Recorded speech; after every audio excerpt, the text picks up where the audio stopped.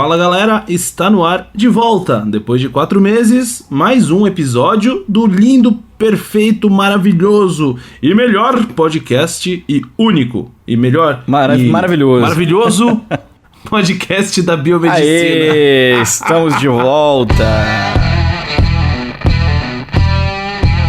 Biomedcast, o podcast da biomedicina. Estamos de volta. Voltamos desfalcados, mas voltamos. Voltamos, né, cara? Estamos capengando ainda, mas estamos voltando, né? O importante é o retorno. Exatamente. Para quem não sabe, aqui quem vos fala aqui, né? Aliás, quem fala aqui no seu ouvido é o Otávio. Meu nome é Otávio, eu sou biomédico e falo diretamente de Curitiba, Paraná, Brasil. Bom, galera, pra quem também não sabe, aqui quem tá falando é o Luiz, diretamente do Rio de Janeiro. Eu também sou biomédico e muito animado pra retornar aqui ao Biomedcast pra poder falar hoje sobre esse tema, né, Otávio, que tá dando o que falar, né, o coronavírus. O que a gente recebeu de ouvinte pedindo pra gente falar sobre o corona, olha, foi bastante. Olha, foi uma das coisas que motivou a gente a voltar mais cedo. A gente tirou umas férias aí de 4 meses sem que gravar. Férias boas. Mas foi porque na verdade, puxou mesmo, né, foi. Luizão? Tanto é que Bruno tá no Canadá, Rogério tá dando muita aula lá, tá ferrado. Luizão destruindo no doutorado. E eu aqui viajando que nem um maluco, tendo que fazer 1000 coisas aí, enfim, projetos futuros, enfim. Então tá corrido demais. É verdade. Então, e assim, obviamente, o Biomedcast parou, mas eu não parei de fazer podcast. Posso fazer jabá do SciTalk? Lógico, você é doido. Então, pessoal, pra quem não sabe, desde o ano passado, né, quando o Biomedcast a gente ainda tava com essas férias, eu resolvi colocar em prática um projeto pessoal meu que eu tinha muita vontade pra fazer, que é meu podcast solo, assim, de ciência, né? Claro que o Biomedcast já me satisfaz o suficiente, só que como eu sou um grande apaixonado por podcast, eu quis trazer mais esse projeto, né?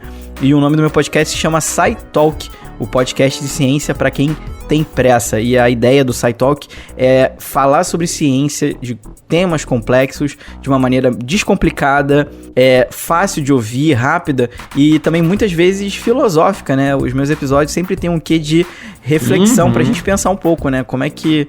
E falar um pouco sobre essa ciência que está ao nosso redor. Então, queria convidar vocês, todos os links para vocês ouvirem o SciTalk. Ele tá em todas as plataformas, Spotify, Deezer, Apple Podcasts, no feed. Eu vou deixar aqui na descrição do Biomedcast se você quiser conhecer esse meu projeto também. Feito jabá. É isso aí, mano. Boa sorte. Assim, ó, eu ouço, enfim, já ouvi a primeira temporada inteirinha, o seu episódio sobre Corona também. E vou dizer pra você, meu querido ouvinte, minha querida ouvinte, esse podcast do Luiz é muito... Acho que uma definição boa pra ele é prático, técnico e prático, né? E didático também. Então, vale a pena, né? É um projeto muito bacana. Rápido, são episódios curtos, nem se compara com o que a gente faz aqui, né, Luizão? Mas são propostas diferentes também, né? Então, o Bruno também tá fazendo lá no blog, né? Um podcast lá. Biomedicina Padrão. Enfim, só falta eu fazer, né? Eu queria fazer, né, também, pô. Mas, putz, o tempo acaba comigo, né? Mas talvez, vamos ver, vamos pensar em alguma coisa aí. Certo, galera? Feito o jabá, vamos começar aqui então com o nosso tema de hoje, né? Vamos falar sobre isso aí que tá acabando com a paz de muita gente. Muita gente tá desesperada, achando que é o fim do mundo.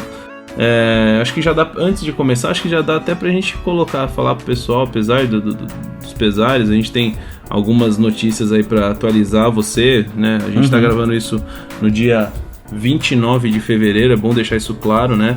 Então, até hoje, a gente tem algumas coisas que aconteceram, provavelmente, quando você estiver ouvindo isso, sei lá, em 2021, 2022... Pode ser que a gente não esteja mais aqui, que tudo que a gente já tenha morrido e vocês estão ouvindo, né? Na verdade, ninguém tá ouvindo isso aqui porque realmente o corona matou todo mundo. Mas acho que não vai chegar nisso, não. Fiquem tranquilos. Ai, mas sempre que rola uma super epidemia assim, o pessoal fica bem receoso e tal, mas Eu acho que o negócio do corona é que ele... O que assusta muito é... A gente vai falar sobre isso, né? Com certeza, mas é que ele não pelo fato dele ser muito virulento, né? Como é o caso, por exemplo, de um ebola. Mas ele é muito contagioso, né? Então ele passa demais, cara, e muito facilmente, de pessoa para pessoa. Ele se espalha demais. A gente vai falar isso em detalhes, recentemente, né? Agora o decorrer do episódio, tá, galera? Um episódio, se você já ouviu até o meu episódio sobre o SciTalk, foi uma pincelada muito mais por cima e geral. Aqui a gente vai entrar realmente em detalhes sobre estrutura, sobre diagnóstico, sobre todas as metodologias que estão sendo utilizadas, né? Só pra vocês terem uma ideia, eu tô olhando agora no mapa em tempo real, no momento que a gente grava esse episódio, dia 29 de fevereiro, tem 86.037 casos de coronavírus pelo mundo. Desses confirmados, né? Desses 86.037, temos então no total 2.942 mortes. Então, quase 3 mil mortes já. Então é bem... Maioria na China, né? Só pra vocês terem uma ideia, só na China agora são 79.395 casos e de morte, então na China 2.838. A gente teve agora, inclusive, nos Estados Unidos, a primeira morte pelo coronavírus também aconteceu.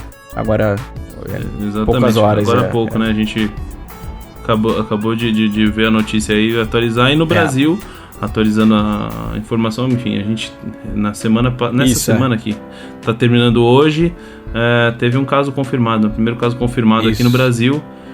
Mas parece que o paciente está passando bem, enfim. Vamos ver agora os outros casos suspeitos que... Não. Aumentou bastante, né, o número de casos suspeitos. Mas, Otávio, agora vamos pensar o seguinte. Vamos dar uma introdução para o pessoal que não está se situando muito. Como que isso tudo começou?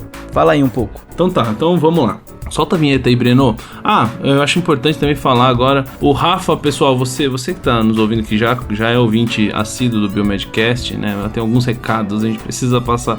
Acho importante também, antes da gente começar, o Rafa, o nosso querido editor, ele nos deixou. Mas a gente, assim, na verdade, ele tem projetos pessoais, ele não morreu, graças a Deus, ele está super bem, muito pelo contrário, está super bem. A gente queria também deixar uma homenagem pra ele, o cara, né, editou, já fazia não sei quantos anos, já acho que 4 anos já editando Biomedcast pra gente. Então, ele, no final do ano passado, ele teve que nos deixar por conta de projetos pessoais. O cara tem crescido bastante na carreira, enfim, não tava conseguindo mais dar conta, né? Mas foi por um bom caso. Então, Rafa, sucesso, meu querido. Não sei se você vai ouvir isso ou não.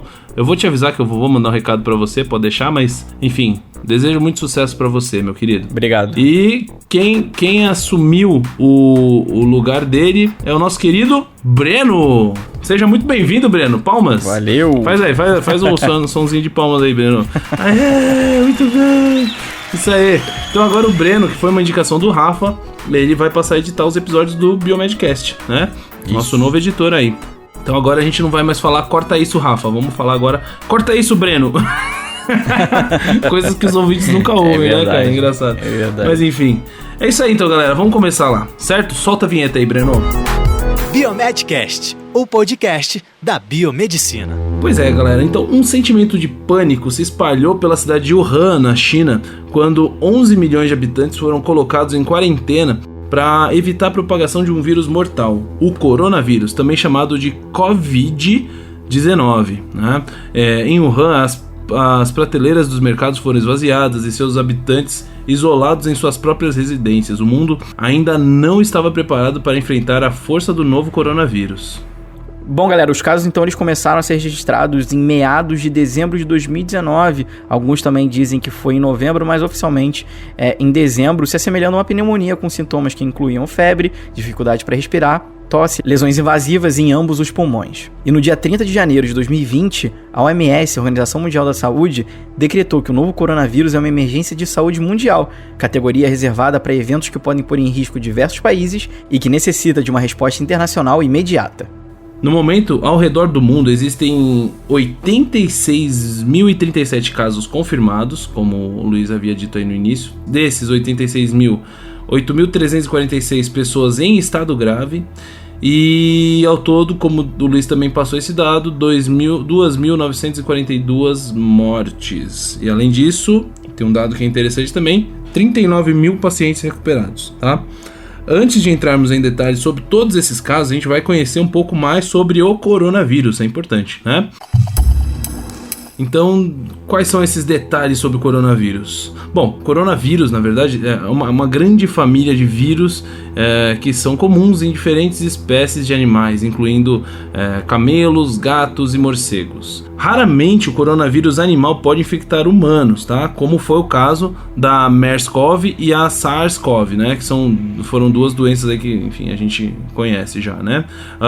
Quando isso acontece, as consequências podem ser extremamente graves, é o que a gente está enfrentando agora. E ao analisar, né, galera, os primeiros casos do Covid-19 em Wuhan, foi possível perceber que muitos dos pacientes eles estavam ligados ao mercado de frutos do mar e animais vivos, sugerindo essa contaminação de animais para humanos. Como a gente falou ali um pouco antes, esse tipo de vírus ele é comum, né, em animais, e o grande problema é quando a gente tem essa transmissão para humanos. E a MERS-CoV e a SARS-CoV elas causaram consequências bem severas nas pessoas.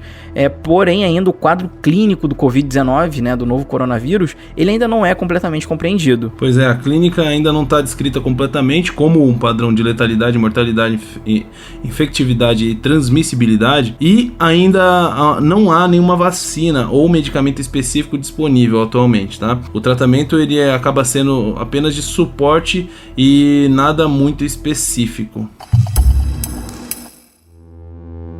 Pois é, então qual é o agente etiológico? Vamos falar um pouquinho mais sobre ele? Recentemente foram anunciados os nomes oficiais para o vírus responsável pelo Covid-19, né? Ou Covid-19, anteriormente conhecido como 2019 novo coronavírus, e pela doença que ele causa. Então, os nomes oficiais são doença, o nome da doença, né? Doença de coronavírus, Covid-19, né? Tracinho 19. O nome do vírus, o nome do vírus oficial é Síndrome Respiratória Aguda Grave Coronavírus 2. Então é o SARS-CoV-2, tá? Trata-se então de um RNA vírus, né? Um vírus RNA da ordem dos Nidovirales e da família do Coronaviridae. E os vírus da SARS-CoV, MERS-CoV e SARS-CoV-2, que é esse mais novo, são da subfamília beta-coronavírus, que infectam somente mamíferos. Eles são altamente patogênicos e responsáveis por causar a síndrome respiratória e gastrointestinal. E também a gente tem que entender que podem existir outros 4 tipos de coronavírus que podem então induzir doença no trato respiratório superior e eventualmente inferior em pacientes imunodeprimidos, bem como também afetar especialmente crianças, pacientes com comorbidades, jovens e idosos. Olha só, se liguem nisso. Então, todos os coronavírus que afetam humanos têm origem animal. E o coronavírus ele foi isolado pela primeira vez em 1937, ou seja, a gente já sabe da existência desse vírus tem um tempinho. Né? No entanto, né, foi em 1965 que o vírus foi descrito como um coronavírus em decorrência do perfil da microscopia, né? Todo mundo já deve ter visto a foto do coronavírus, ele tem essas coroazinhas, né? Esse formato parecendo uma coroa, né? Conforme foi então proposto por Terrell, né? Como um novo gênero de vírus. E agora, vamos então falar sobre o reservatório e o modo de transmissão. Bom, pessoal, então como a gente já falou, o coronavírus, eles são uma grande família de vírus comuns em muitas espécies de animais, incluindo camelos, gado e morcegos. Raramente os coronavírus, animais, podem então infectar pessoas e depois se espalhar entre elas, como aconteceu lá no MERS-CoV e no SARS-CoV. No início, muitos dos pacientes com surtos de doenças respiratórias causadas por Covid de 2019 em Wuhan, na China, tinham alguma ligação com esse grande mercado de frutos do mar e animais vivos, sugerindo então que essa disseminação ocorreu de animais para as pessoas. No entanto, um número crescente de pacientes supostamente não teve exposição ao mercado de animais, o que acendeu um grande alerta, indicando também a ocorrência da disseminação de pessoa para pessoa. No início, muitos pensaram que era algo que estava sendo, obviamente, contraído, né, sendo infectado através apenas desse mercado de frutos do mar e de animais, mas aí quando a gente foi ver que o coronavírus também se espalha de pessoa para pessoa. E dito isso, né, as autoridades, então, chinesas relataram que a disseminação sustentada de pessoa para pessoa está ocorrendo na China, não só na China, como no resto do mundo. Luizão, só para te passar um dado aqui, e para você, o querido ouvinte, acabei de ver a notícia de que foi confirmado o segundo caso de coronavírus no Brasil. No meio do negócio. No meio do negócio, no meio da gravação aqui. Agora, a gente está gravando 17h37 da tarde, isso aqui foi 17h28 da tarde. o Ministério da Saúde confirmou hoje o segundo caso do Covid-19 no Brasil. O paciente infectado também vive em São Itália, Paulo. Né? Tá? Tô vendo agora. O homem esteve na Itália, onde possivelmente aconteceu a contaminação. Segundo o Ministério, não há evidências de circulação do vírus em território nacional. Tá? Então esses casos são casos que vieram de fora. Beleza? Biomedcast, plantou Biomedcast dentro do Biomedcast. É isso aí. Pois é, então voltando para a nossa pauta, casos de transmissão pessoa a pessoa já foram relatados em outros países, né? Como Estados Unidos, Alemanha, Japão e Vietnã. A transmissão em instituições de saúde, como hospitais, também pode ocorrer, já tendo sido relatados casos na China e França. Quando da disseminação de pessoa para pessoa ocorreu o MERS-CoV e SARS-CoV, acredita-se que tenha ocorrido principalmente por meio de gotículas respiratórias produzidas quando a pessoa infectada tosse ou espirra, semelhante à maneira como influenza, né, no caso o vírus da gripe, e outros patógenos respiratórios se espalham, né? Então é comum, né? Você vê aquelas pessoas usando máscara, então todo mundo usa máscara para prevenir o acesso dessas gotículas às vias respiratórias, né? Então tendo sido identificado também a transmissão por aerossóis em pacientes submetidos a procedimentos de vias aéreas, como intubação orotraqueal e aspiração de vias aéreas. Na população, a disseminação de MERS-CoV e SARS-CoV entre pessoas geralmente ocorre após contatos próximos, sendo particularmente vulneráveis os profissionais de saúde que prestam assistência a esses pacientes. Então assim, eu trabalho atendendo laboratórios, né, enfim, pelo DB, só que alguns dos laboratórios que eu atendo estão dentro de hospitais. Aliás, muitos laboratórios que eu atendo atendem hospitais e muitas vezes eu estou dentro de hospital. Essa semana, inclusive, eu fiquei dentro do hospital o tempo inteiro, né, depois do carnaval, né, que é o momento em que a gente está gravando isso. Então, existe, assim, principalmente depois que se confirmou o primeiro caso, o pessoal começou a invadir o laboratório, o hospital, aliás, de perguntas, assim, querendo saber se o sintoma é suspeito, se não é. O pessoal tá bem desesperado, assim, sabe? Principalmente os funcionários, o hospital soltou uma nota de orientação, e o DB também, né, pra gente, principalmente pra gente que viaja muito de avião e tal. Eu já tô com a minha máscara, aqui, segunda-feira eu vou viajar, não é qualquer máscara, né, eu tô usando uma máscara N95, tem que ser essa, uma máscara que tem um filtro muito mais específico e vai te proteger muito mais. Então, todo mundo lá na assistência tá usando máscara agora para poder garantir que não vai gerar nenhum tipo de problema, né? Máscara e óculos, no caso da assistência, um profissional que vai fazer uma coleta de sangue e assim por diante, né? Qualquer procedimento com os pacientes, né? E a gente publicou, o hospital publicou uma nota lá bem extensa, né? Passando orientação pros funcionários e uma nota explicativa para os pacientes nas dependências do hospital. Então isso aí, assim, é bem sério, né? Assim, o pessoal tem se movimentado. E uma coisa que a gente percebe também, mas isso a gente vai falar mais pro final, é a questão das fake news, né? Para variar, né, cara? Mas enfim, vamos lá. Pois é, então, nos surtos anteriores de SARS e MERS, os profissionais de saúde representaram uma parcela expressiva do número de casos, tendo contribuído para a amplificação dessas epidemias. Então, por isso que é tão importante, por isso que esses serviços de saúde precisam se preocupar, sim, com esses funcionários, tá? Importante esclarecer também que, para melhor entendimento quanto ao risco associado ao Covid-19, que a facilidade com que um vírus se espalha de pessoa para pessoa pode variar, claro, né? Alguns vírus são altamente transmissíveis, como o sarampo, enquanto outros são menos transmissíveis, né? A diferença é o seguinte: o sarampo a gente tem a vacina, né? O Covid a gente não tem. Enfim. Não temos, exatamente. Bom, pessoal, agora vamos falar um pouco sobre, então, o período de incubação e o período de transmissibilidade. Bom, pessoal, então o período médio de incubação da infecção por coronavírus, baseado isso em muitos artigos científicos e estudos que foram sendo feitos, é de aproximadamente 5,2 dias, com intervalo que pode chegar até 12,5 dias. Então isso aí é o que os artigos estão mostrando pra gente. E sobre a transmissibilidade, então, dos pacientes infectados, por exemplo, por SARS-CoV, era em média, então, de 7 dias após os sintomas.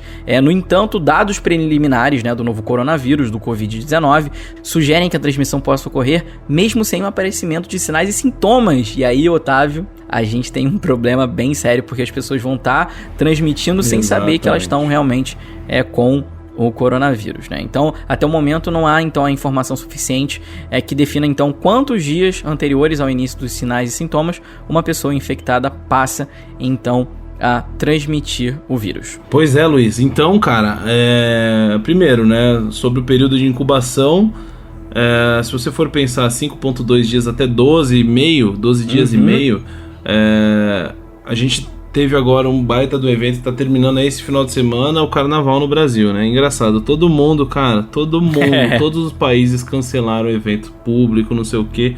Brasil, você não ouviu nada falarem a respeito do Carnaval, né, cara? Enfim, só que o problema é que você, o querido ouvinte que tá ouvindo isso, provavelmente já deve ter alguma notícia do impacto do Carnaval. A gente espera que não tenha acontecido nada, né, que o vírus não tenha se espalhado por conta do Carnaval, a gente espera isso. Porém, a gente sabe que, o tanto de gente que vem pro Brasil de fora pra conhecer, os gringos que vêm visitar o Brasil por conta do Carnaval, o Carnaval é famosíssimo, um dos maiores eventos, assim, de uma das maiores festas, assim, né, e que atrai a atenção pro Brasil. E, pô, eu pelo menos não vi nenhuma preocupação com relação a isso, sabe, uma iniciativa política para tentar reduzir, ou pelo menos dificultar um pouco mais essa transmissibilidade nesse período. A gente, infelizmente, só vai saber a semana que vem, né, o resultado de tudo isso. Né? Vamos saber aos poucos, né? A galera aí que tava em São Paulo beijando bastante no Carnaval. São Paulo e Rio, meu amigo. Né? Eu sou uma pessoa, eu sou um pouco neurado, então eu provavelmente estaria bem preocupado.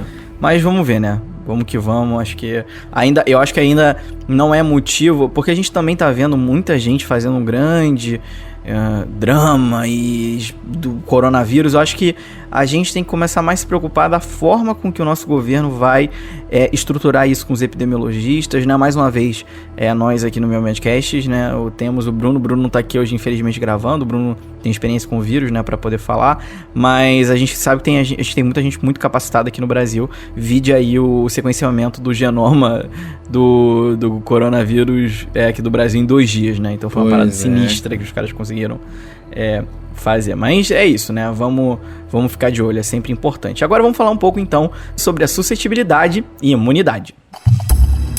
Pois é, a suscetibilidade é geral, né? Por ser um vírus novo, principalmente. Quanto à imunidade, não se sabe ainda se a infecção em humanos que não evoluíram para óbito irá gerar imunidade contra novas infecções e se essa imunidade é duradoura por toda a vida, né? O que se sabe é que a projeção em relação aos números de casos está intimamente ligada à transmissibilidade e suscetibilidade, né? Atualmente, a transmissibilidade do novo coronavírus é menor do que a do sarampo, né? Se comparar as duas, a do corona é 2,5 contra 12 a 18 do sarampo, né? Então, a gente precisa, assim, saber que é justamente aquilo que a gente falou, né? A gente ainda não sabe se esse contato prévio que os pacientes têm com o corona tá gerando aquela nossa memória imunológica, né? Que isso vai ser... E se essa memória imunológica, produção de anticorpos de memória, né? Os famosos IgGs, né? Se vai ser pro resto da vida, né? Como a gente tem a maioria das doenças, né? Então isso é muito, muito sério, né? E além da transmissibilidade, se a gente comparar com o sarampo, eu até engraçado, eu até achava que era mais...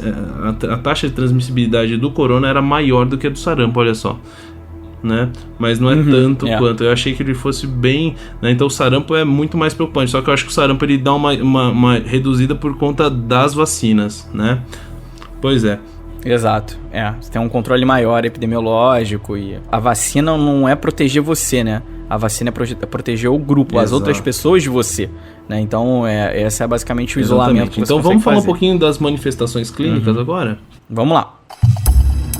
Bom, pessoal, então o espectro clínico da infecção por coronavírus ele é bem amplo. Pode variar de um simples resfriado até então uma pneumonia severa. No entanto, nesse novo coronavírus não está bem estabelecido completamente o espectro e necessita, né, de mais investigações e tempo para caracterizar essa doença, algo que já está sendo feito por cientistas então ao redor do mundo. Mas segundo os dados mais atuais, os sinais e sintomas clínicos referidos são principalmente respiratórios. E o paciente pode apresentar febre, tosse, dificuldade para respirar. Inclusive, uma avaliação recente de 99 pacientes com pneumonia e diagnóstico laboratorial do Covid 2019 que estavam internados no hospital de Wuhan, então na China, aponta-se então uma maior taxa de hospitalização em maiores de 50 anos sexo masculino. Por isso todo mundo fala, coronavírus ele é mais preocupante em idosos e tal, mas isso também está mudando. Já saiu aí um outro estudo mostrando que essa taxa de hospitalização ia diminuir para 45 anos. Então vamos ficar de olho nisso também. Então os principais sintomas então foram febre,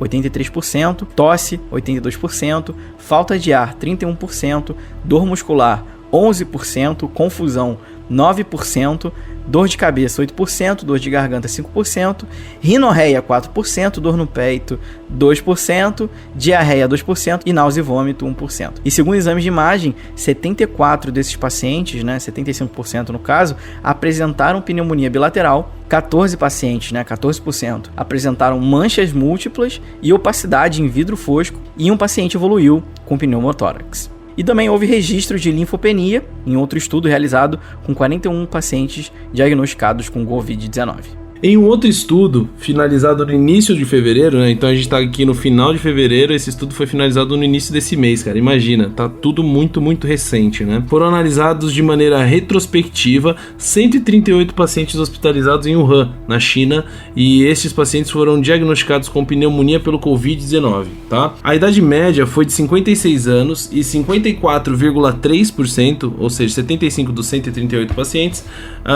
eram do sexo masculino, tá? Houve uma suspeita de transmissão hospitalar entre os pacientes e profissionais da saúde também, né? Então, os sintomas mais observados incluíram febre, fadiga, febre deu 98%, então febre é sintoma claro, assim, né, da doença, né? Fadiga, 69%, isso.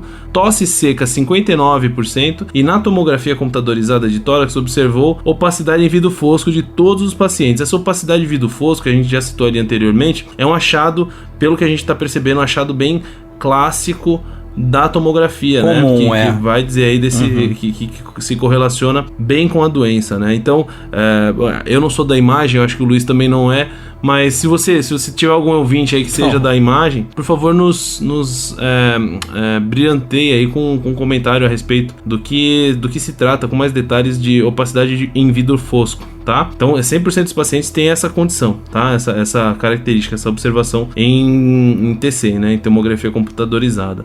Já em relação ao tratamento, 89,9%, ou seja, praticamente 90%, né? No caso 124, recebeu o antiviral fosfato de oseltamivir, e também eles acabaram sendo medicados com antibacterianos, né? Então 64% foram com moxifloxacina, 24% com ceftriaxona e 18,1%, no caso 25%, com azitromicina, né? E os outros 44,9% usaram a terapia com glicocorticoides, né? Entre os pacientes, 26,1% tiveram complicações e foram transferidos para a unidade de terapia intensiva, né? Principalmente por síndrome de desconforto respiratório agudo, a SDRA, né? Então, 61% no caso da SDRA, por arritmia, 44% e choque, 30%. Imagina o cara chocando lá, 30% dos pacientes chocaram e foram para UTI. A mediana entre o início dos sintomas e a dispneia foi de 5 dias. Entre o início dos sintomas e a admissão hospitalar foi de 7 dias. E o início dos sintomas e a síndrome foi de 8 dias. Ou seja, a gente tem alguns pontos aí bem clássicos que a gente observa entre os casos, né? Mas que se repetem bastante. Então, em 72% dos pacientes de UTI foi observado comorbidades, em relação a 19% dos hospitalizados em leito comum. Então, até o final do estudo, 34,1% dos pacientes haviam recebido alta hospitalar e 6 evoluíram a óbito, tá? E os demais seguem hospitalizados. Entre os que receberam alta, a mediana de dias de internação foi de 10 dias, ou seja, se você pega o corona, você vai ter que ficar ali no hospital pelo menos 10 dias internadinho, tá? Foi o tempo que eu fiquei quando eu peguei dengue hemorrágica, cara. Quando eu peguei a dengue fera lá, foram 10 dias de internação. Aí agora a gente vai falar um pouquinho sobre as complicações, né? Que é importantíssimo a gente saber como que pode complicar esse caso. Solta a vinheta aí, Breno. Bom, pessoal, então as complicações mais comuns são então a síndrome respiratória aguda grave, também conhecida como SRAG, variando aí de 19% a 29%, lesão cardíaca aguda, 12%, e infecção secundária, 10%. E a letalidade entre os pacientes hospitalizados variou entre 4,3% a 15,7%. E a Comissão Nacional da Saúde da China relatou os detalhes das primeiras 17 mortes. Elas incluíram, então, 13 homens e 4 mulheres, com idade média de 75 anos, né? Um intervalo do mais novo de 48 para o mais velho de 89 anos. Eles, então, tiveram 65% febre e tosse, foram, então, os primeiros sintomas mais comuns nas mortes. E a mediana de dias entre o primeiro sintoma e a morte foi de 14 dias. Agora vai ser bem interessante porque a gente vai falar sobre diagnóstico.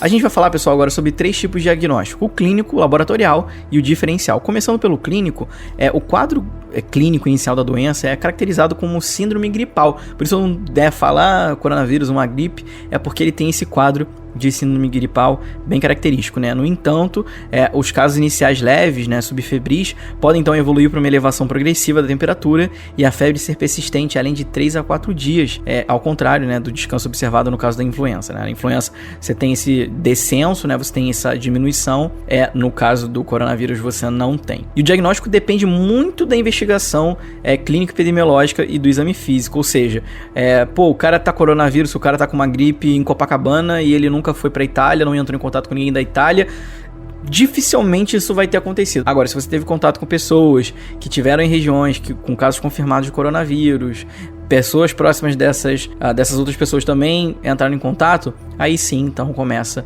a se desconfiar. Então é bem recomendável que todos os casos de síndrome gripal seja bem questionado o histórico de viagem para o exterior ou contato próximo com pessoas que tenham viajado para o exterior. Essas informações, então, elas devem ser registradas no prontuário do paciente para eventual, então, investigação epidemiológica. Isso porque não tem EpiTrack aí, quer dizer, até onde eu sei, né?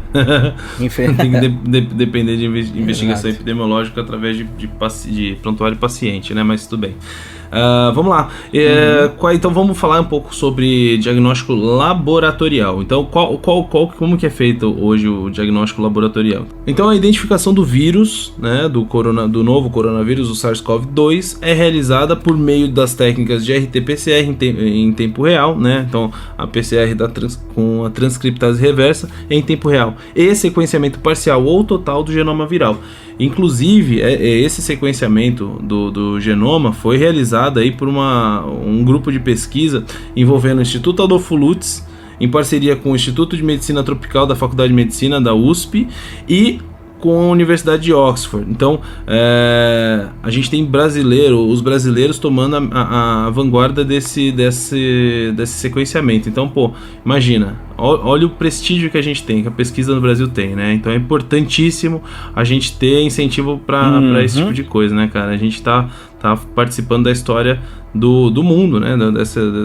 Desse coronavírus, né? E diagnóstico laboratorial, então é isso. Por enquanto a gente não tem nada pelo menos não que eu desconheço, a gente tentou procurar alguma coisa, a gente não tem um teste rápido, né? Então por imunocromatografia, nenhum teste aí com muita sensibilidade para a gente poder identificar o SARS-CoV-2, então o diagnóstico laboratorial ele vai ter que ser sempre por técnica de PCR, tá? Claro, existe a suspeita clínica e tudo mais, aí você vai para fazer exame laboratorial, tá?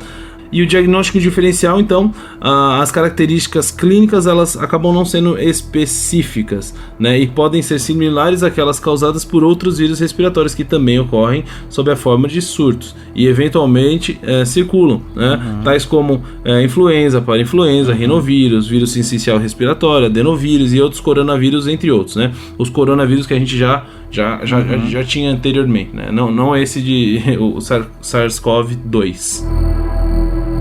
Pois é, galera, e para complementar a informação a respeito do diagnóstico laboratorial, o Ministério da Saúde, enfim, acho que isso aqui é a questão da Anvisa, né, Luiz?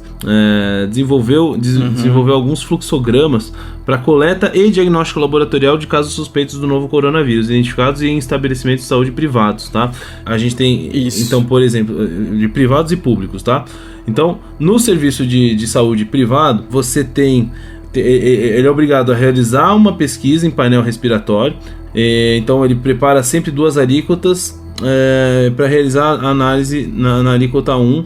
Se essa alíquota 1 for negativa, a gente vai enviar a alíquota 2 para o LACEN, e o LACEN vai testar e vai ver, né? Se realizar, vai fazer o painel viral. Se der positivo, a gente libera o resultado e informa o solicitante. Se der negativo, vai enviar para o Centro Nacional de Influenza de referência e realizar um PCR-RT em tempo real para SARS, também precisando saber qual que é o painel, qual que é o vírus que está ali, né? Já se o serviço de saúde que não realiza o painel respiratório, ele deve enviar a amostra direto para o LACEN. Então, você tem o serviço de saúde que faz o painel respiratório, que não é simples, não é um exame simples, né? Então é algo bem específico, isso eu sei porque a gente faz no DB lá. O serviço de saúde privado que não realiza. Então você tem esses 2 grupos.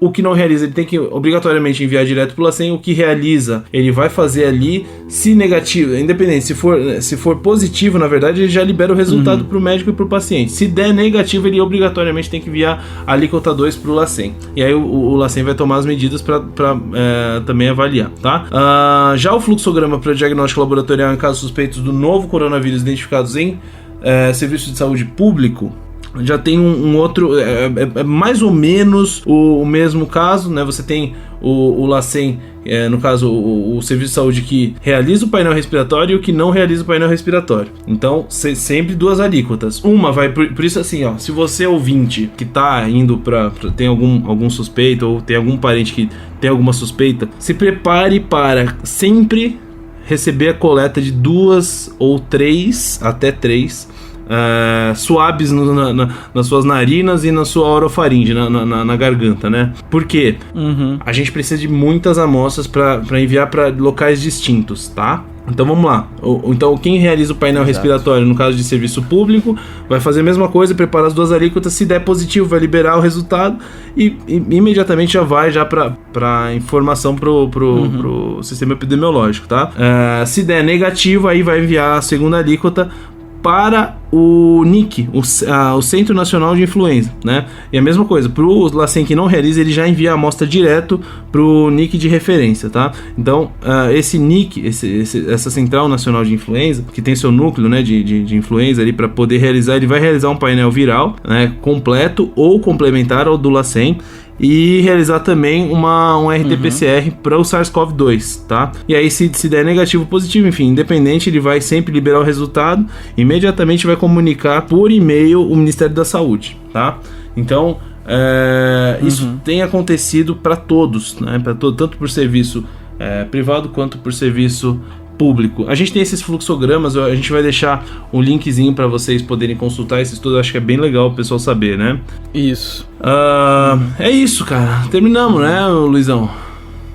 Acho que a gente abordou bastante, né, todo esse painel do coronavírus. Claro que é muita coisa para se falar. Acho que a gente, se os ouvintes quiserem, na próxima a gente traz aqui pelo menos a galera mais especialista, epidemiologistas, para falar mais sobre isso. Acho que isso aqui é interessante só pra gente, né, falar, né, sobre isso, o geral realmente do que o coronavírus é, em poucos mais detalhes, né. E galera, só uma coisa que eu queria só comentar, né, que o Otávio tá falando, SARS-CoV-2, SARS-CoV-2. Gente, SARS-CoV-2 é o novo tipo de vírus, né, do agente do coronavírus, né, chamado de coronavírus, né, que surgiu lá na China, só pra ficar, né, também claro, né, que é outro vírus, não, a gente tá falando do mesmo. Mas acho que é bem interessante, né, já entrando aqui na discussão do que eu acho que vai acontecer agora, a gente tem que ficar de olho no Brasil, principalmente esses casos suspeitos, para ver se a gente não vai ter uma contaminação em território. Isso é uma coisa importante, né, esse segundo caso confirmado agora há pouco foi de uma pessoa que teve contato com a Itália, então a gente tem que olhar agora se outras pessoas vão estar sendo contaminadas que não tiveram contato direto com alguém da Itália. Aí sim, a gente começa a ficar mais preocupado ainda. Vamos ver, eu acho que o Brasil tem um potencial científico muito grande, por mais sucateado que tentam deixar, né, nosso sistema único de saúde, nosso sistema de pesquisa científica, mas eu acho que a gente vai dar conta sim, eu espero, né? Espero estar daqui a 2 anos podendo falar isso. Exatamente, né? Cara. Pois eu vou falar pra você, cara, eu acho que pelo fato de estarmos no verão, apesar de aqui em Curitiba agora, deixa eu até ver aqui, a gente tá com 16 graus em Curitiba nessas horas, a gente tá no verão, né, e enfim, se você for olhar o mapa, né, dos casos, a maior incidência obviamente está no hemisfério norte, porque é inverno no hemisfério norte, né, é mais frio agora nessa época do ano, então o Brasil a gente consegue um pouco mais de tranquilidade porque a gente não tá fechado nos ônibus, a gente não tá respirando o mesmo ar em geral, assim, a gente consegue, pelo fato da região tropical, né, de estarmos em uma região mais tropical, grande parte do Brasil, a gente tá mais tranquilo, né, eu acho, com relação a isso. Porém, eu acho que a gente só pode dar um parecer mesmo semana que vem, quando começarem, se houve contaminação ou não, né, se houve contágio ou não, nos casos do carnaval, né? Eu acho que só nesses momentos que a gente vai conseguir, mas sinceramente eu creio que a gente vai conseguir passar tranquilamente por isso sim, tá? É isso aí, galera. Espero que vocês tenham gostado do assunto. Estamos eu aprendi muito com esse episódio, assim, pude entender um pouco mais como funciona, desmistifiquei algumas coisas. Eu achava que ele tinha uma baita de uma transmissibilidade, não tem, né? Não, aliás, tem sim, mas não tanto quanto um sarampo, por exemplo. Então é importante a gente estar atento a essas questões também, beleza?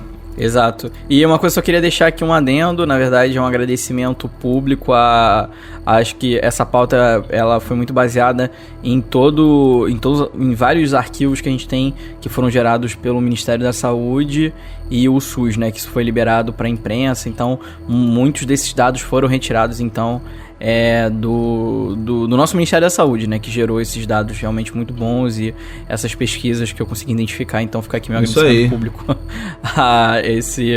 ao nosso, pelo menos nosso Ministério, por ter feito esses PDFs e dado essas explicações mais específicas, esse material, né, que foi também utilizado aqui no Biomedcast. Tá, então vamos ver, vamos ficar de olho. Tamo de olho. Isso aí. Tamo de olho. Então, espero que vocês tenham gostado. Aí, se gostou, por favor, dá um jeito de mandar isso aí pra alguém, enfim, pra quem gosta desse assunto. Dá 5 estrelinhas no iTunes, tudo aquilo. Tá? Assina o feed aí do Spotify, enfim. Já faz uma maratoninha, vê os outros assuntos que a gente falou. Tem uma série que a gente soltou aí que é do mundo, o universo microscópio. A gente falou de vírus, bastante, né, de vírus, enfim. Então vale a pena consumir o nosso conteúdo, certo, galera? Exatamente. Fiquei muito feliz de voltar, Luiz. Obrigado pela parceria de sempre, bro. Valeu, tamo junto sempre. E é isso. Vamos conversar. Agora o Biomedcast a gente vai fazer episódios mensais, tá? Se tudo der certo, a gente espera também com algumas parcerias que a gente tá tentando formar aí, talvez trazer episódios episódios extras, né, durante o mês, mas a princípio o regular vai ser mensal, pra gente conseguir manter a periodicidade pra vocês, tá bom? Certo, galera? Isso aí. Certíssimo. Valeu, então, um abraço pra você. Obrigado pelo seu download, pela sua audiência. E esperamos você no próximo episódio do Biomedcast. Um abraço. Tchau, tchau. É aí. Abraço. Valeu. Tchau, tchau.